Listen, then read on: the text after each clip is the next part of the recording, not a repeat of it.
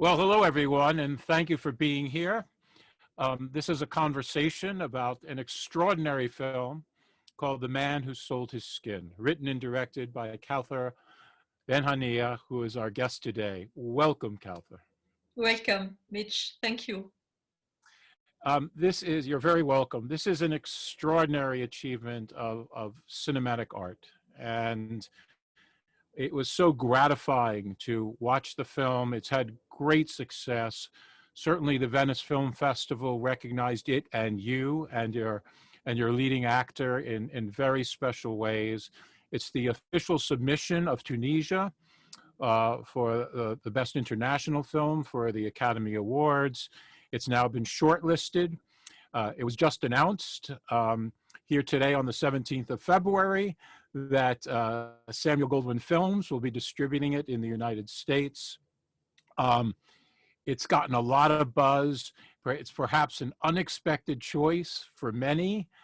And the acclaim for it has been quite remarkable. So maybe let's just start talking about that.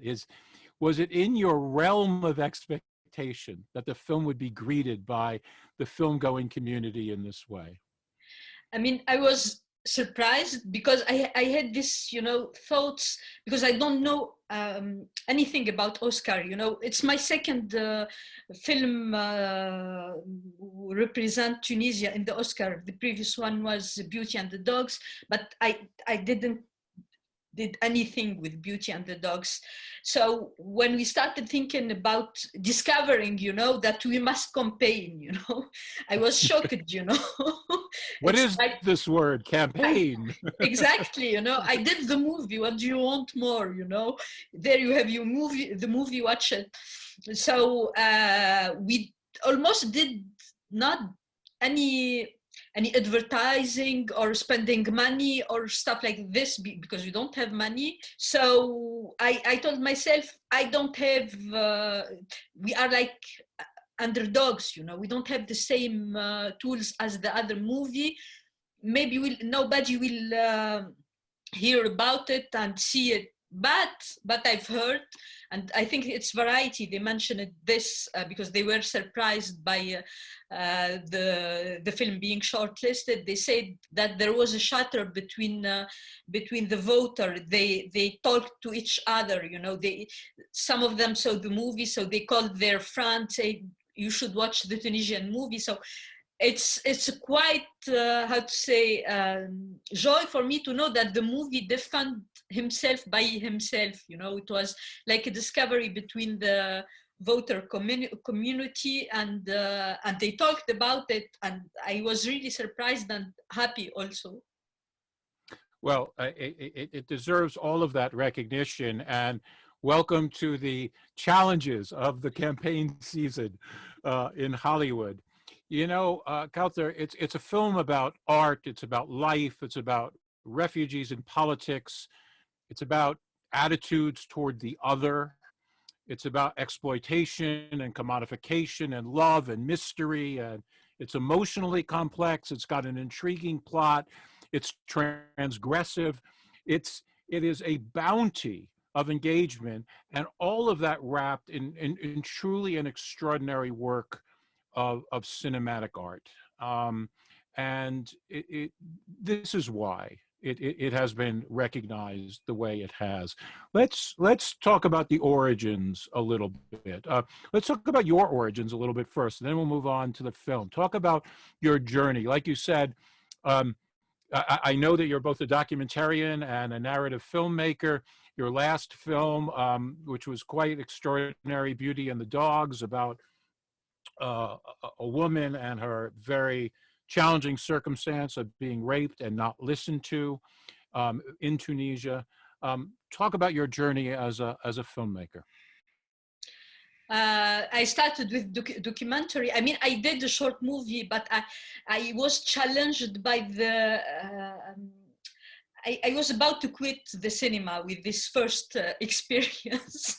It was traumatizing for me because nobody was listening to me. I had no authority. We are you know, I was young and nobody respected me. I was this young girl who want to do a movie with old technician.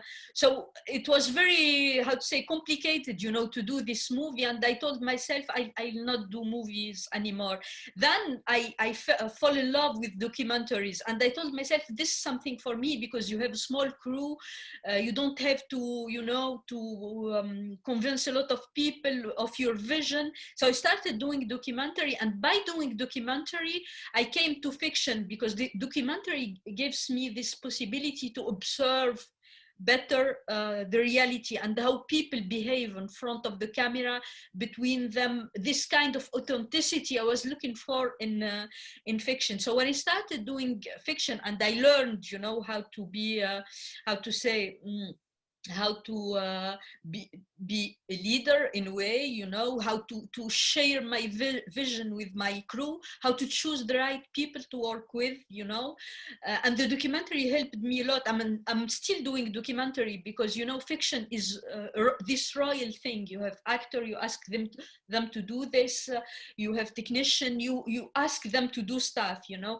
But documentary, you are the first audience for your film, you know, so you have surprises all the time. You have to follow the story. You have to rethink your editing while shooting. It's really challenging, and it keeps me close to the reality. So I'm doing both.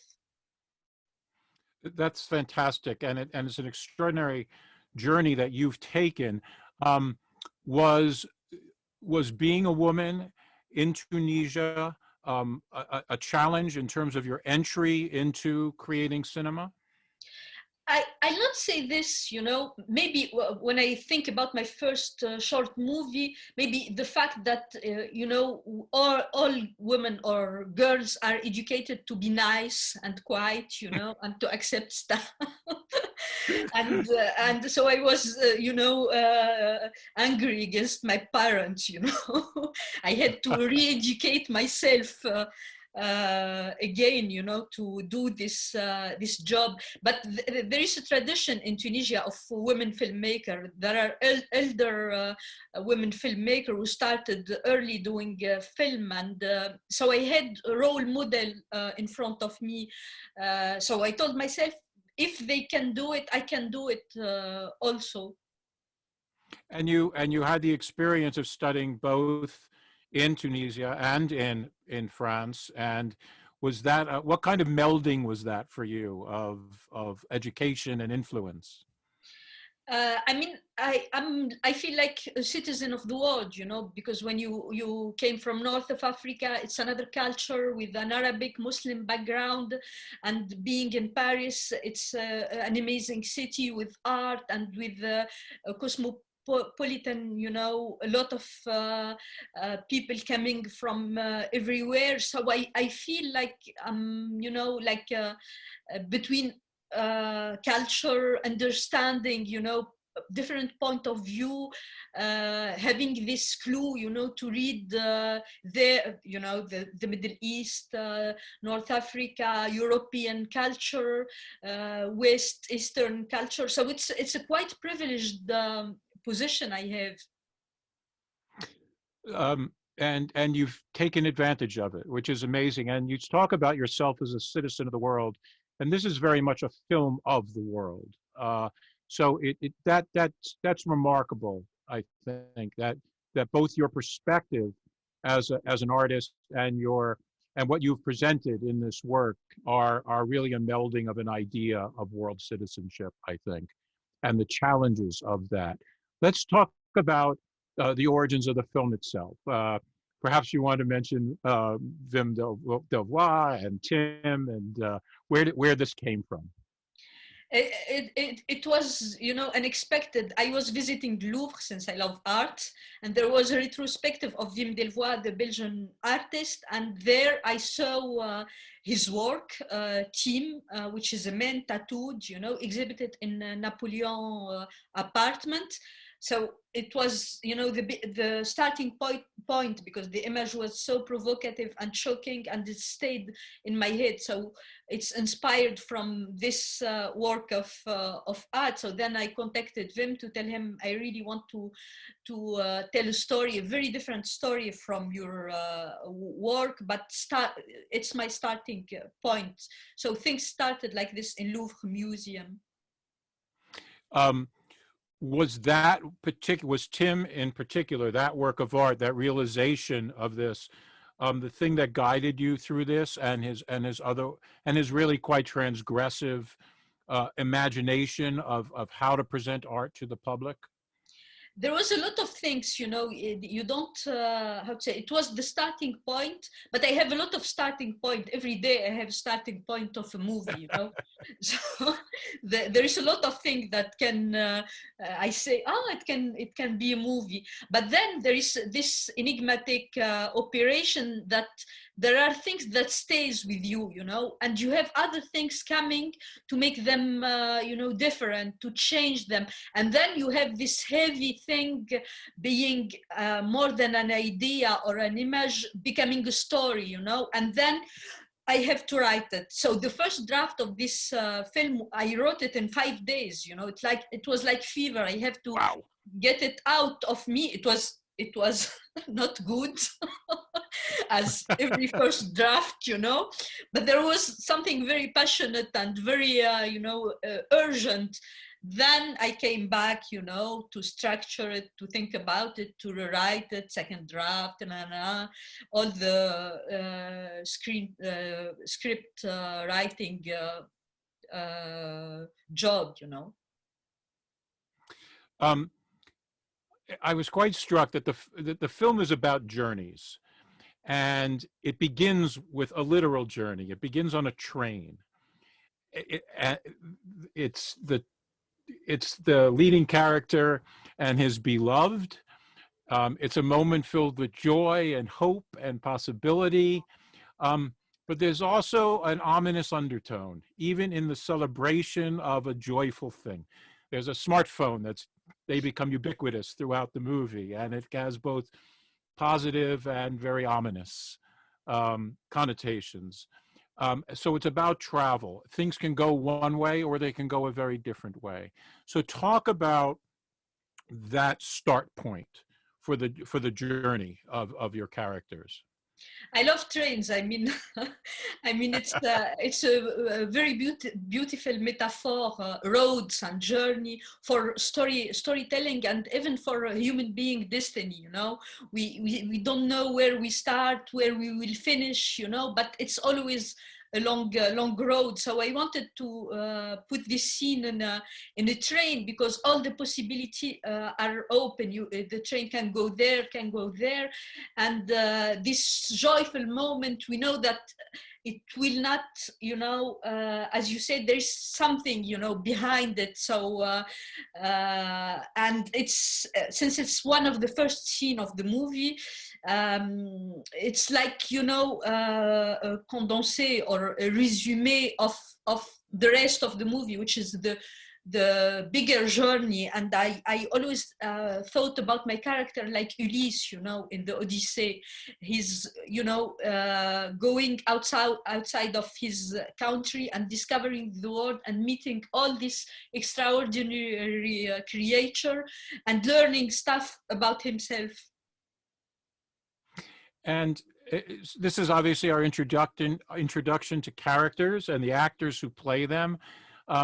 Talk about, if you will, how this remarkable cast came to be. The actor who plays Sam Ali, your leading man, had never acted before, and suddenly he's the star of your movie. Talk about that. Yes, I was looking. We did a long casting. It was like 6 months. I was looking for this leading, actor, and then I received the self-taped audition from Yahya, who is a lawyer in real life. But he's passionate about acting. He did some short movie, some student movie, but never in a feature film or something like this. But he's this kind of, born actor. So I wanted to meet him to do with him trials, with camera and stuff like this.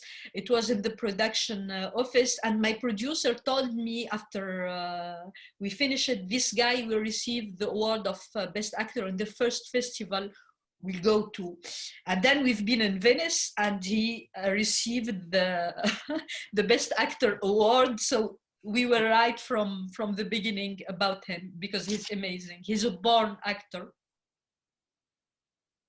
He certainly is, and the complexity and the dimensionality of his performance are remarkable in the film. Um, as his foil, as the antagonist, perhaps we can call him, is a remarkable Belgian actor, Koen de Boe.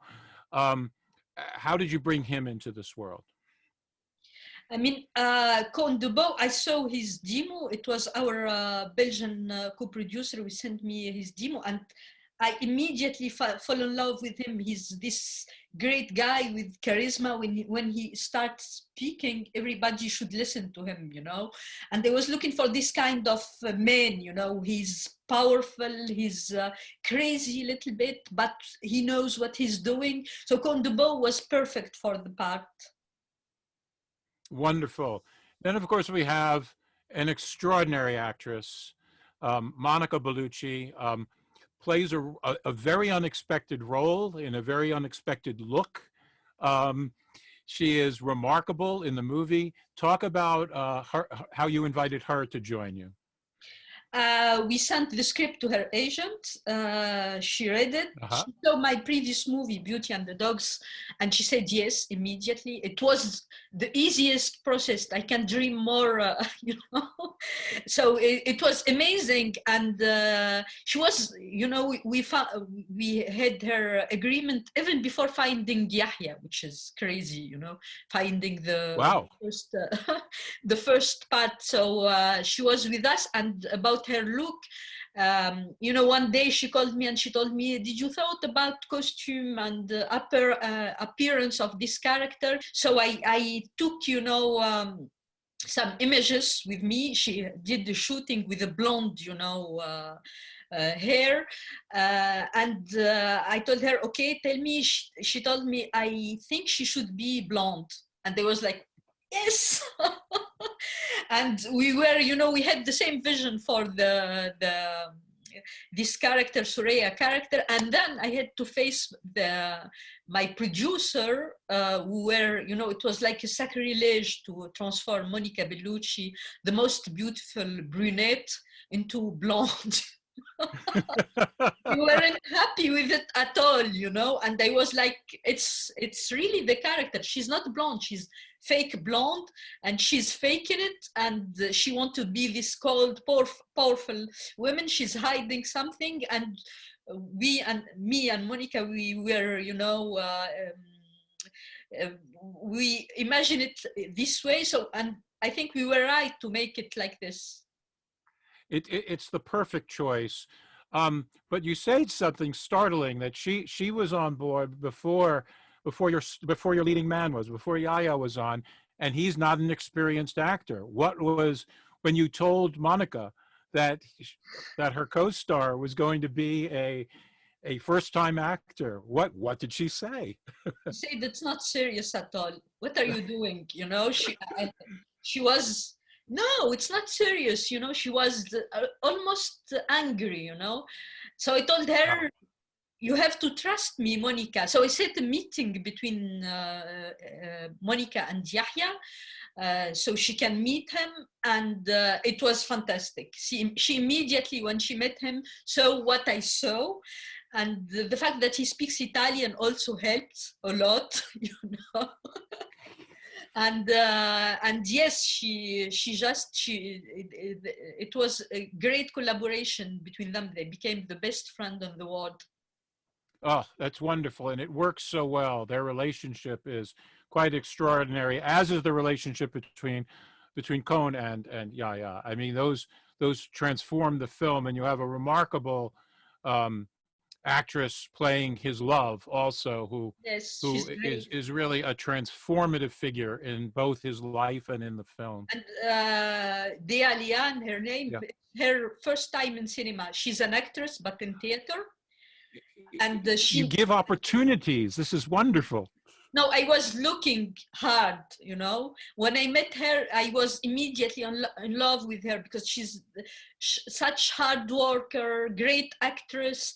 And I love casting because, and I spend a lot of time, you know, casting. I meet a lot of actor because it's just magical when you have, you know, a disembodied, we say, idea, you know, just about a character, and when I meet an actor who fit with my idea, it's like magic, you know. You have like a soul floating That's and then entering, you know, into the body of this actor. And I have an instinctive thing about this, and I love it very much.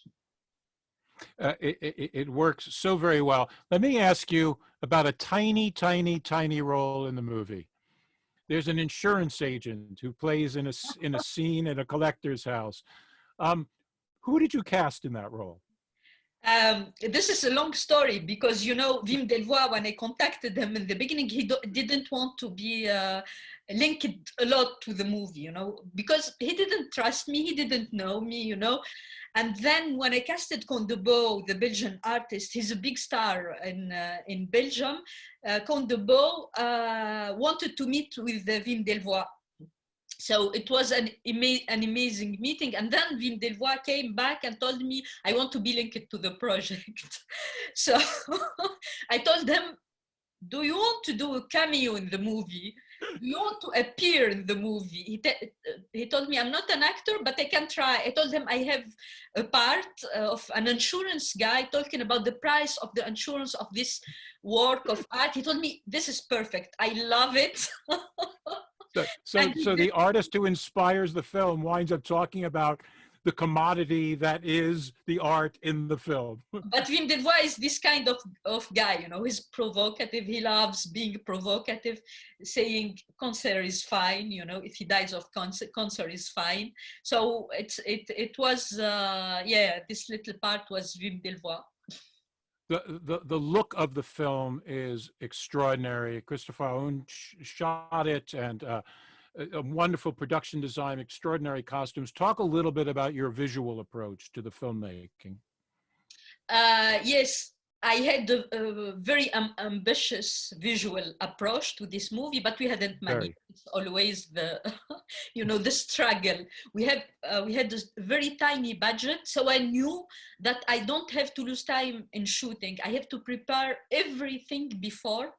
And the work with Christopher Aoun, who's the DOP also of another great movie, Cafarnaum by Nadine Labaki, is just very creative, very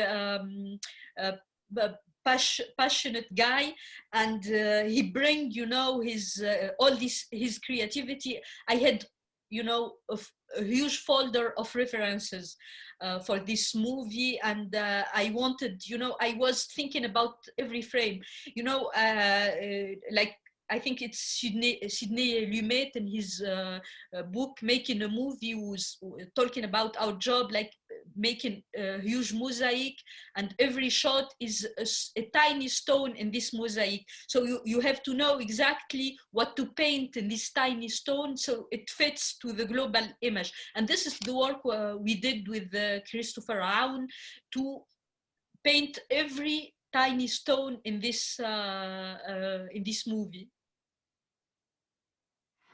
So much of that look has to do with how we see, not just what we see, but how we see. The film is filled with reflections. It's filmed with depth and perspective that is unusual and startling sometimes, and incredibly evocative. Talk about the imagination to realize that. Yes, I was thinking of, I always thought that this movie is like a contemporary tale, you know. It's another version of Faust, you know, Faust, it's a Faustian bargain. So Yes. and I was noticing that all the movie about refugee have this documentary style to make them close to reality, to make this, you know, and I wanted to really to do a movie giving this impression of a tale. And since a vast majority or of our set are gallery and museum, which is already a mise en scène, you know, it's places that are not natural, so and beautiful places. So there was all this, and I have in the middle of this movie a human body exhibited. So I was really interested by painting how it's the human body framed in art and in the history of art. That's why you have some Jesus references, because it's the most painted body in the you know, Yes. in the history of art.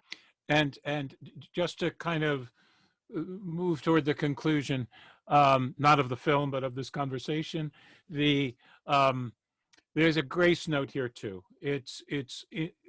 Despite all of these challenges, despite the suppression, despite the status of refugees, despite the horrors that so much of humanity faces, it is a film about love.